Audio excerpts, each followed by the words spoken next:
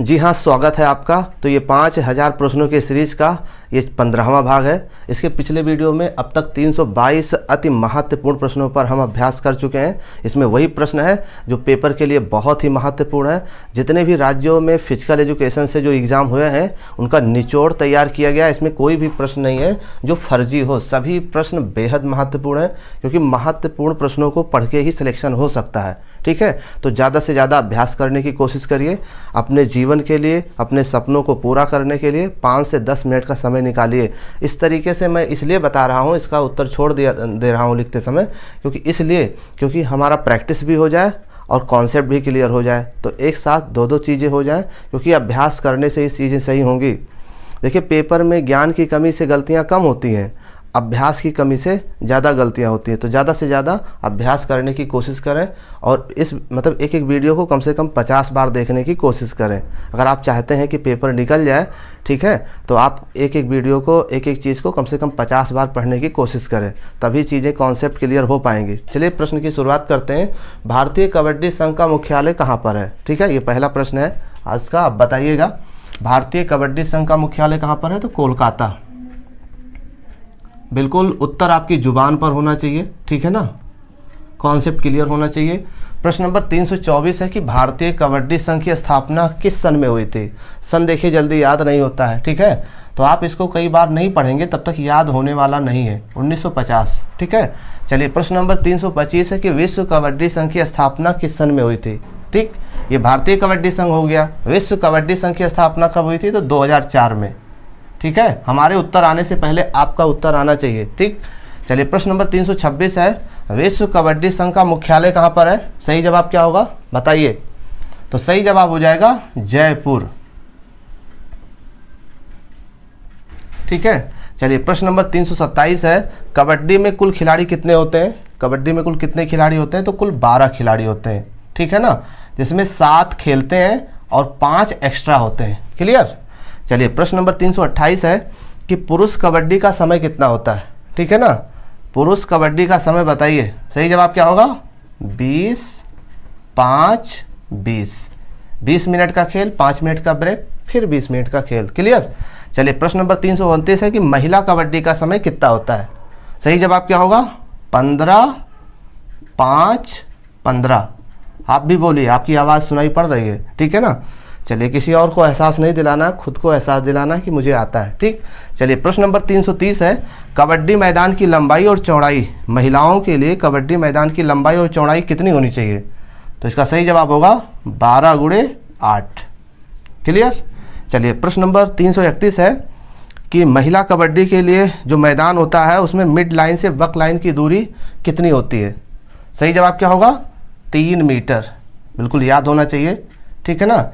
कबड्डी जो कोर्ट है महिला और पुरुष के लिए, मैंने स्ट्रक्चर यानी संरचना के द्वारा में बताया है, तो आप वहाँ पे जाके वहाँ पे देख सकते हैं। इसके अलावा जो पेपर में पूछने का तरीका है वो इसी तरीके से पूछेगा, वहाँ पे संरचना बना के नहीं पूछेगा। तो इसलिए जिस तरीके से पूछा जाए ऐसे ही तैयार कर दिया जाए, ठीक है ना।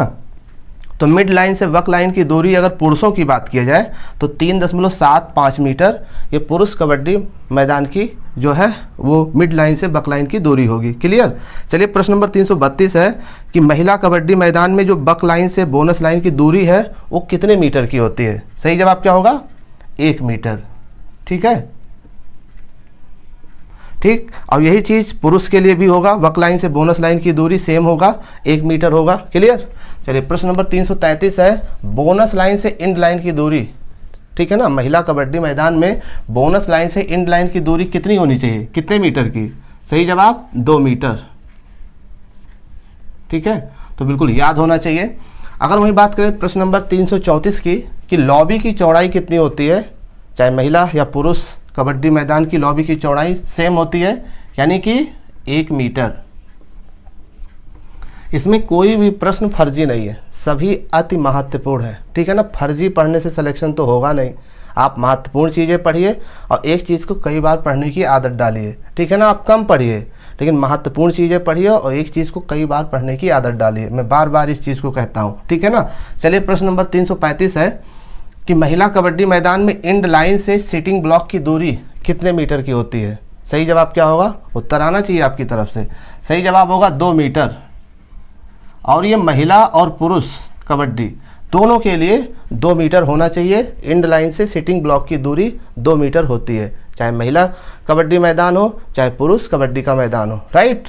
चलिए प्रश्न नंबर 336 है, सीटिंग ब्लॉक की लंबाई और चौड़ाई महिलाओं के लिए बताना है। महिला कबड्डी मैदान में सीटिंग ब्लॉक की लंबाई और चौड़ाई कितनी होती है? तो 6 × 1 मीटर। अगर पुरुषों की बात किया जाए तो 8 × 1 मीटर, राइट, 8 × 1 मीटर। तो दोनों एक साथ क्लियर कर लीजिए। महिला कबड्डी मैदान में सीटिंग ब्लॉक की लंबाई चौड़ाई 6 × 1 मीटर और पुरुष सीटिंग ब्लॉक की लंबाई चौड़ाई कबड्डी मैदान के लिए 8 × 1 मीटर होना चाहिए, राइट। चलिए प्रश्न नंबर 337 है, लोना कितने अंक का होता है? ठीक, तो सही जवाब क्या होगा? 2 अंक का। अक्सर पूछा जाने वाला प्रश्न, इसमें एक भी प्रश्न फर्जी नहीं है, सभी महत्वपूर्ण है। प्रश्न नंबर 338 है कि कबड्डी का उद्भव कहाँ पर हुआ था, किस देश में हुआ था? सही जवाब भारत।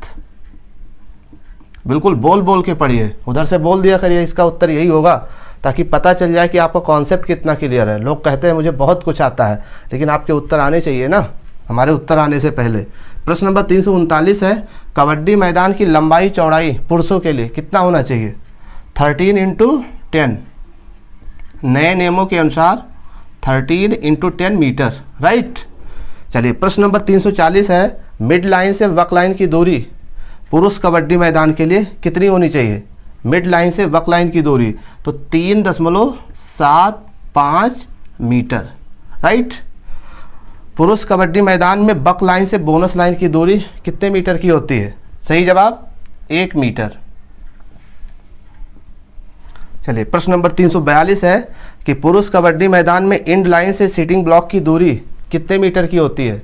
सही जवाब क्या होगा? 2 मीटर। तो आप चाहे तो इसका स्क्रीनशॉट ले लीजिए। जी हाँ, ठीक। तो ये थे फिजिकल एजुकेशन के वो महत्वपूर्ण प्रश्न जो पेपर के लिए बहुत ही आवश्यक हैं। और भी महत्वपूर्ण प्रश्नों पर चर्चा इसके नेक्स्ट वीडियो में करेंगे। आप हमारे चैनल पर अगर नए हैं तो आप सब्सक्राइब करके जुड़ जाइए, ताकि नेक्स्ट वीडियो की नोटिफिकेशन आपको मिल सके। हाँ, अगर हमारी वीडियो आपको समझ में आए तो लाइक, सब्सक्राइब और ज़्यादा से ज़्यादा लोगों को शेयर करें, ताकि हमारा भी हौसला बढ़े। आप हमारा हौसला बढ़ाइए और हम आपका हौसला बढ़ाते रहेंगे। धन्यवाद।